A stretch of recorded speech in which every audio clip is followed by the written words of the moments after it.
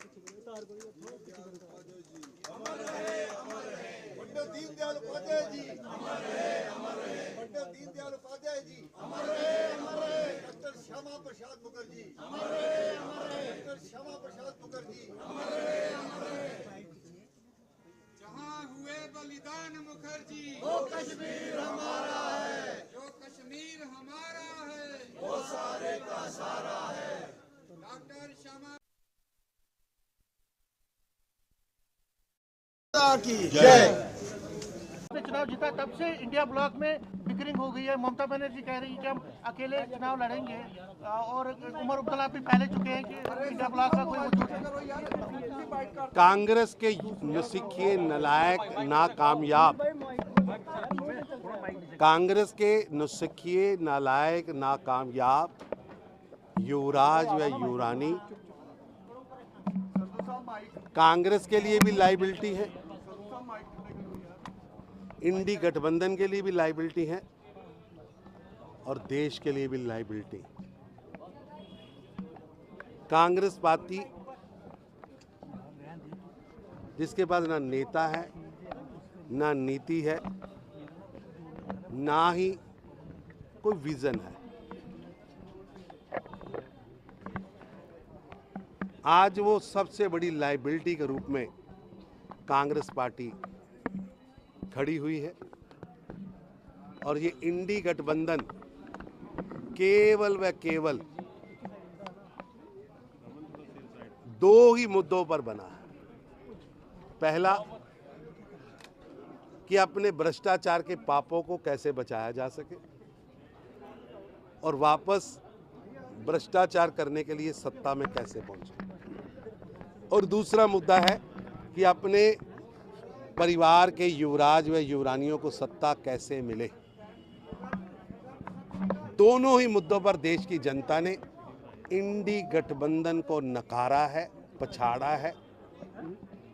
आप सोचिए कि जो कांग्रेस पार्टी दिल्ली में पिछले 4 चुनाव में जीरो से उबर नहीं पाई, अभी ये 5वें चुनाव में भी जीरो पर ही खड़ी है।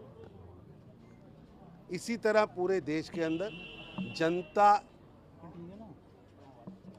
अवसरवादी, भ्रष्टाचारी, वंशवादी लोगों को नकार रही है और ये भानुमति का कुनबा बिखर चुका है। सर, दिल्ली फतेह के बाद अब अगला लक्ष्य क्या है भारतीय जनता पार्टी का?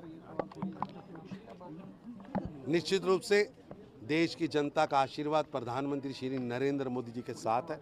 प्रधानमंत्री मोदी जी ने देश की चमक व धमक, भारत के नाम की चमक में धमक पूरे विश्व में फैलाई है और प्रधानमंत्री मोदी जी के नेतृत्व में देश के अंदर गरीबों के लिए लगातार काम हो रहा है और गरीबों की मसीहा सरकार के रूप में आज मोदी सरकार खड़ी है। जितेंद्र सिंह साहब ने कुछ दिन पहले कहा था कि जो दिल्ली में चुनाव जीता उसका इम्पैक्ट पंजाब में होगा, और अब केजरीवाल पैनिक मोड में अपने सीएम से मिल रहे हैं और कहा जा रहा है कि पंजाब ऑपरेशन आप लॉन्च करने जा रहे हैं उसके बाद दिल्ली के बाद। ऐसा है कि दिल्ली चुनाव का परिणामों का असर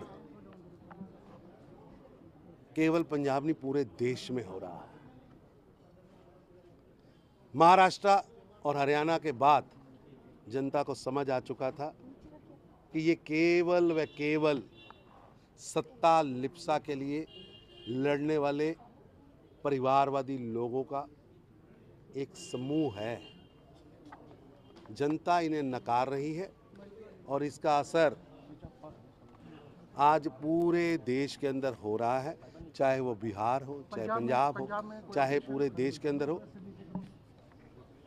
उल्टी गिनती शुरू हो। पंजाब में कुछ करने जा रहे हैं आप? जनता करेगी। जनता इस समय आपदा पार्टी की सरकार से दुखी है, हताशा में है, निराशा में है। एक भी वादा भगवंत मान की सरकार पूरा नहीं कर पाई। 1100 रुपया जो हर बहन को देना था, बेटी को देना था, वो नहीं दिया। किसानों का कर्जा नहीं माफ़ किया। हर घर नौकरी का वादा नहीं पूरा हुआ। पंजाब के अंदर आज त्राहिमाम है। लॉ एंड ऑर्डर शून्य पर पहुंच चुका है। जीना मुश्किल हुआ है, रोज़ हत्याएं हो रही हैं, पंजाब की बहादुर पुलिस के हाथ बांधे हुए हैं, ग्रेनेड चल रहे हैं, लगभग 10 पुलिस स्टेशंस पर पिछले 2 महीनों में हमला हो चुका है। ये सब बातें बताती हैं कि भगवंत मान की सरकार अपना अक्स खो बैठी है और पंजाब की जनता भगवंत मान से, आपदा से, इस पार्टी से पूरी तरह तो क्या भारतीय जनता पार्टी कूट करवाएगी, कूट करवाएगी, इंसाफ दिलाने कूट करवाएगी जो है वो तय करेगी क्या? पंजाब की जनता को भारतीय जनता पार्टी एक कार्यकर्ता बेस्ड पार्टी है। पार्टी का आइडियोलॉजी पर चलने वाली पार्टी है। ये किसी बाप बेटे की, माँ बेटे की पार्टी नहीं है। यहाँ कैडर निकल कर आता है और हर विषय पर पार्टी के संगठनात्मक प्रमुखों से, प्रदेश अध्यक्ष से, प्रदेश की कमेटी से चर्चा करके आगे बढ़ता है और प्रशिक्षण हमारी कार्य पद्धति का हिस्सा है। सीएम साहब जो है, सीएम प्रियंका गांधी वाड्रा ने कर्नाटका में यूबीएफ के जो वर्कर्स हैं उनको कहा है कि जो बीजेपी हमले कर रही है उससे लड़ने के लिए तैयार हैं, अलर्ट उनको। मुस्लिम लीग के आगे जिस पार्टी ने अपना झंडा और एजेंडा गिरवी रख दिया हो, गत लोकसभा चुनाव में चाहे वो प्रियंका जी चुनाव लड़ी या राहुल गांधी, चुनाव क्षेत्र में कांग्रेस पार्टी का तिरंगा कार्यकर्ता लेके नहीं चले। एजेंडा और झंडा दोनों कांग्रेस पार्टी ने मुस्लिम लीग के कार्यालय में गिरवी रख दिया है। मैं प्रियंका जी से कहूँगा, प्रियंका जी कर्नाटका के जनता के साथ किए हुए वादे पूरे करिए। जनता इंतज़ार कर रही है। आज कर्नाटका की जनता कांग्रेस की सरकार से वादा खिलाफी पर बहुत दुखी है। सीएम साहब जो है सीएम साहब फिर एक बार union home minister Amit Shah से मिले और मुझे लगता है कि चौथी बार मिले। और स्टेटहुड का मसला है, वो कह रहे हैं कि स्टेटहुड हमें प्रॉमिस किया गया था लेकिन डिले क्यों हो रहा है। क्वेश्चन नेशनल कॉन्फ्रेंस उठा रही है और बाकी पार्टीज भी यही कह रही है कि स्टेटहुड क्यों। प्रधानमंत्री श्री नरेंद्र मोदी जी देश के पवित्र सदन पर स्पष्ट कर चुके हैं कि जम्मू कश्मीर को जल्दी ही स्टेटहुड मिलेगा।